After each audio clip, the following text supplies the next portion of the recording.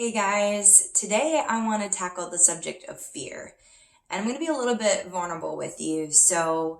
Um, if I think back on when everything happened, and I was in that kind of healing and recovering phases, I really battled fear. And it wasn't necessarily fear in a way that I was afraid to go back in the ocean and afraid of water and those kind of things. It was more these like weird, irrational fears of like that I wouldn't be able to function or do things the way that I think that I should. I remember even having a fear of going back to work because I didn't know how I would function in what that would look like, and what if there was an expectation that people had of me that I couldn't obtain. And it was like this thought process that would surround me sometimes.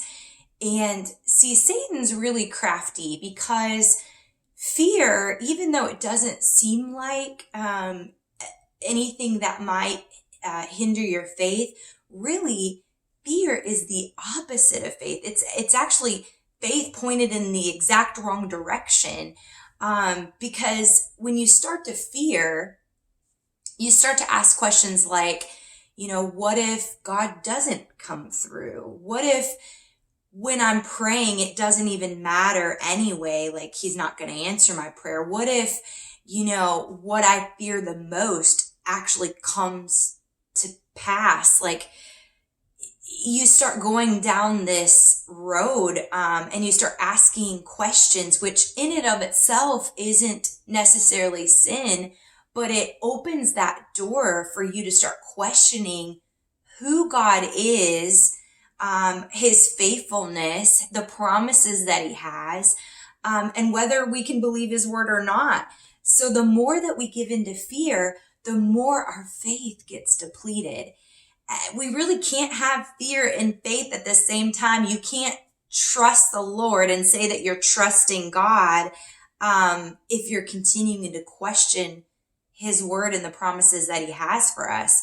And so when you start to give attention to fear, you start to honor Satan, and you start to honor what he says about you instead of what God says. And that's when, that sin can take over. That's when our faith starts wavering, and it can be a slow process. And, I remember these types of thoughts circling me in all of my recovery process. And it was just, I had to have a moment of like, God, I can't live in this what if scenario. Like, you've got to help me establish that sense of identity in you, because even though who I thought I was and how I saw myself wasn't the same, I was, how I do things is not going to be the same. I had to ground myself in what my identity was. It wasn't in a mom that has two hands that can function at this certain level that honestly probably wasn't achievable anyway. It was, you're a daughter of the King, and you can do all things through Christ who strengthens you. And you can be full of joy regardless. And the peace that I have for you, it says in his word that the peace he has for us covers our hearts and our minds in Christ Jesus. And it goes beyond what we could ever understand.